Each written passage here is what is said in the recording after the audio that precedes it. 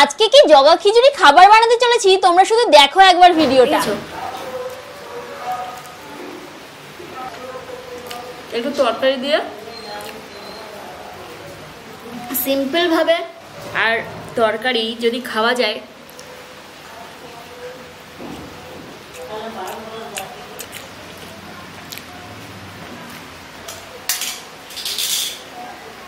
প্রথমেই তো দেখো মটর ভিজিয়ে রেখেছিলাম, আর সেই মটরগুলোকে দিয়ে দিচ্ছি প্রেসার কুকারের মধ্যে। আর প্রেসার কুকারে মটর দিয়ে দিলাম নুন আর হলুদ, আর এরপর ঢাকনা লাগিয়ে 2টো সিটি দিয়ে নেব, ব্যাস। এরপর বড় একটা গামলাতে নিয়ে নিলাম ময়দা। এবারে ময়দার মধ্যে দিয়ে দিলাম একটু নুন আর দিয়ে দিলাম তেল। এরপর ভালোভাবে একটু মাখিয়ে নিচ্ছি। এখানে কিন্তু খুব বেশি তেল ব্যবহার করা যাবে না, তাহলে কিন্তু খুব বেশি মুচমুচে হয়ে যাবে। পরে হালকা হালকা জল দিয়ে আমি মাখিয়ে নিচ্ছি। দেখো আমিও কিন্তু রান্নায় এক্সপার্ট নই, তবে আমি যেমন বানাচ্ছি আমি জাস্ট তোমাদের সঙ্গে শেয়ার করছি। আমি জানি না আদৌ আমারটা কতটা পারফেক্ট হবে। এরপর ওপর থেকে খানিকটা তেল মাখিয়ে আবার ঢেকে রাখলাম। দেখো বাইরে পড়ছে মুষলধারে বৃষ্টি, আর বৃষ্টির মধ্যে ঘরে বসে বসে শুধু খিদে পায়। দেখো মটরটা কিন্তু অলরেডি সেদ্ধ হয়ে গেছে। এবার অল্প সর্ষে তেল দিয়ে দিলাম কড়াইতে, তারপর জিরে তেজপাতা ফোড়নে দিয়ে দিলাম, পেঁয়াজ কুচি দিয়ে ভালোভাবে এটাকে ভেজে নিচ্ছি। একটু দিয়ে দিলাম নুন, তাড়াতাড়ি পেঁয়াজটা নরম হয়ে যাবে। আর দিয়ে দিলাম আদা কুচি আর 3-4 কোয়া রসুন থেতো করে। এভাবে কিন্তু যাদের কাছে হাতের সময় কম তারাও রান্না করতে পারো। এছাড়া যারা রান্না করতে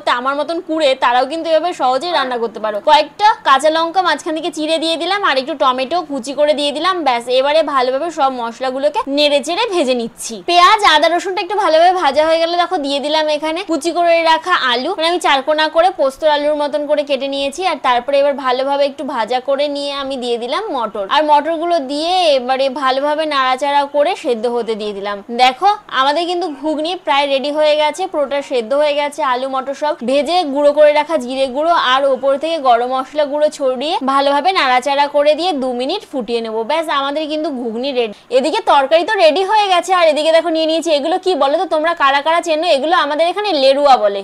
এবারে বিস্কুটগুলোকে গুঁড়ো করে নিচ্ছি, কারণ আমার এই যে এই লেরুয়ার এগুলোর গুঁড়িগুলো দরকার। আসলে এগুলো গোটা গোটা আমার দরকার নেই, এগুলো কিন্তু চা দিয়ে খেতে হেভি লাগে। দেখো এই যে গুঁড়ো করে নিয়েছি। আর এদিকে আমি পেঁয়াজ লঙ্কা গাজর আর শসা কুচিয়ে নিয়েছি।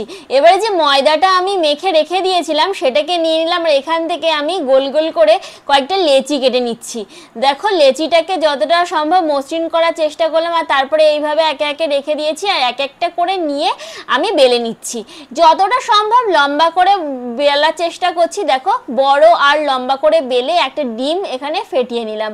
আর তার মধ্যে এবারে দিয়ে দিলাম পরিমাণ মতন লবণ, গাজর কুচি, শসা কুচি, পেঁয়াজ কুচি, লঙ্কা কুচি আর কিছুটা চাট মশলা, আর সাথে ওই বিস্কুটের গুঁড়ো দিয়ে ভালোভাবে মিশিয়ে নিচ্ছি। তোমরা তো এতক্ষণে বুঝেই গেছো যে আমি কি বানাতে চলেছি, আর আমি নতুন করে বলছি না। এবারে মিশ্রণটাকে নিয়ে সেই বেলার রুটিটার মধ্যে দিয়ে দিলাম। আর তারপরে দেখো এবার চারিদিক থেকে এভাবে মুড়ে এটাকে বন্ধ করে দিচ্ছি। ভালোভাবে লাগিয়ে দিতে হবে যেন মুখগুলো খুলে না যায়। আর তারপর গরম তেলের মধ্যে এটাকে দিয়ে দিচ্ছি। আর তারপর তেলটাকে কিন্তু লো আছে, এটাকে সুন্দর করে ভেজে নিতে হবে। আর যখন একদম লাল লাল মুচমুচে হয়ে যাবে ঠিক সেই সময় এটাকে নামিয়ে নিতে হবে। দেখো কত সুন্দর লাগছে দেখতে না? মোগলাই পরোটাগুলো কিন্তু একদম দোকানের মতন তৈরি হয়ে যাবে। এটা দেখো খুলে গেছে, কেন যে আদৌ খুলে গেল বুঝলাম না, হয়তো ভালো করে মুখটা বন্ধ করা হয়নি। দেখো এরকম ঠিক লাল লাল করে ভেজে নিলে কিন্তু মুচমুচেও হয় আর খেতেও বেশ টেস্টি হয়। এবারে এটাকে সুন্দর করে পিস করে নেওয়ার পালা।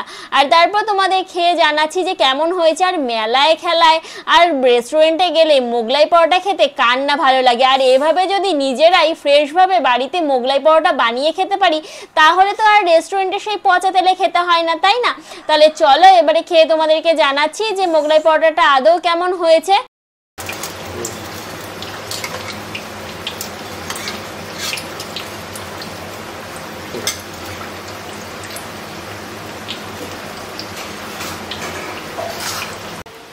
বৃষ্টির দিনে দেখতেই পেলে একদম গরম গরম এখানে রয়েছে মোগলাই পরোটা আর তার সাথে তরকারি। তো চলো খাবো। বৃষ্টির দিনে খেতে তো বাড়িতে বসে বসে খুবই মজা লাগে।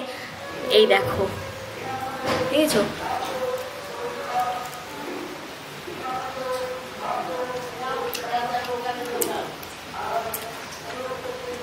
একটু তরকারি দিয়ে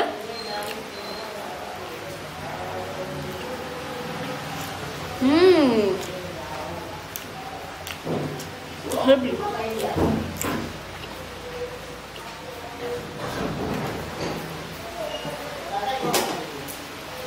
বাড়িতে একদম এরকম সিম্পল ভাবে মোগলাই পরোটা আর তরকারি যদি খাওয়া যায়,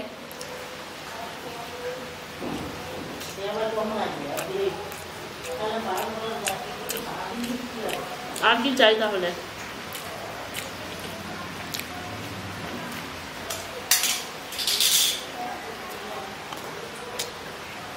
ঠিক আছে।